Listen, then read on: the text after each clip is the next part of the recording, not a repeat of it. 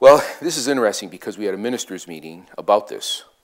It was of great concern to the ministers because they see that, the political life of any city, of any community, is very important for the health of that community and the progress of that community, and that it really be a community based on values which are helpful to everyone, and that it's values of inclusiveness, where everyone is considered in the political progress for their well-being, for their interests that are just. And so if, in fact, there's this kind of dishonesty, and it's egregious dishonesty, it immediately impacts on the community to bring about apathy and cynicism. This ends up by being a moral issue. We have a moral responsibility and an ethical responsibility to be involved in the voting process, to be involved in the life of the city. Every citizen here should be involved. But if, in fact, this happens, then, of course, the ministers are concerned. I'm speaking for the ministers that met today, and that we were very concerned, and it would be Catholic, it would be Protestant, there were evangelicals, Methodists, Episcopalian, Baptist. Various ministers met here today in order to discuss this issue and what would be our position on this. So, and I was kind of put forth as a spokesperson. So I was, you know, I think that was uncomfortable for everyone to be the spokesperson because we're walking in a delicate area here. We don't want to personalize this. This has nothing to do with persons. It's doing it specifically with principles, and that's what we're focused on.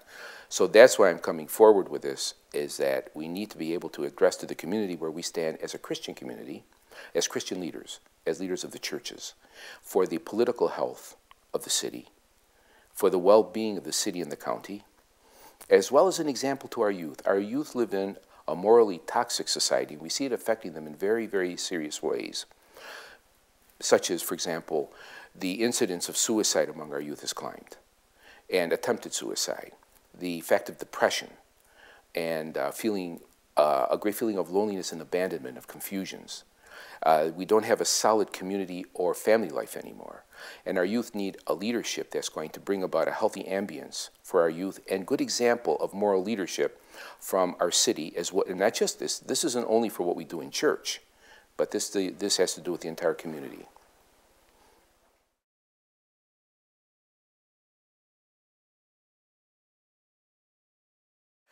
I think this is a great place. Everyone knows that. I'm from New York. And as soon as I came into the city, I fell in love with it. I fell in love with the people. These are great people. I feel like it's family. My family has visited me here more than they've ever visited me any other place. They love it. They come here, they've come here often, and people here know my family. So yes, it's a great place. And does it have potential? Yes. The people here in Eagle Pass have, they have a lot of IQ packed between the ears, and a lot of imagination, a lot of genius. I've seen it, I'm impressed. I've been many places as a missionary, and Eagle Pass has singularly impressed me in many, many ways.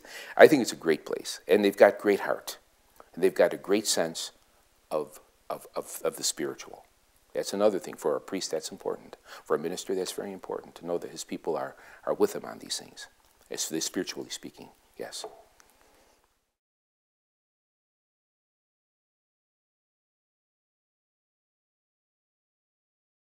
And and the people know my feelings about Eagle Pass, about them, how there's a great deal of affection, and I'm very glad to be here. These things happen. Everyone makes mistakes, and even with respect, people do make mistakes, and they could be pretty egregious mistakes, and sometimes we can try to defend our mistakes. It's, I think that's just part of what happens in life, and I think that with respect to the Eagle Pass, I don't see anything particularly problematic. Yes, as a matter of fact, what I am doing for the people of Eagle Pass at this point is saying, involve yourself in the political process. Don't look at politics as something, typically, evil or dirty. It's not that. Things are good. We make them either right or wrong, dirty or good, or clean. I says the same thing with politics. We have to look at it from this ethical point of view and engage ourselves in the process with our values and our principles. It's not for personal gain. It's not for helping our friends. It's for helping the community. That's why we elect officials. And we have to dialogue with our officials to keep it on track. And I said, this is what so I would just invite the people from my community And I think the pastors are going to invite people from their communities, their church communities, to go to the city council meeting on Tuesday evening, to be there, to engage the process. And we want to, to be supportive, to be there as a positive presence, not to be there as a carping presence, not to be there as an accusing presence, but to be there as a positive presence with respect to the political process and these ethical considerations. Yes. I would also like to mention that there was something that struck me right from the very beginning. I really did, when this was first coming to light and I had heard about it, I had been very clear that this should not be something that would come out publicly, that should be handled with discretion and with compassion. I said, people can make some pretty serious mistakes. We all can make these kind of mistakes, one way or another, and there's some certain circumstances, maybe different mistakes, but we make mistakes. And the point is to handle those mistakes in the most human and compassionate way.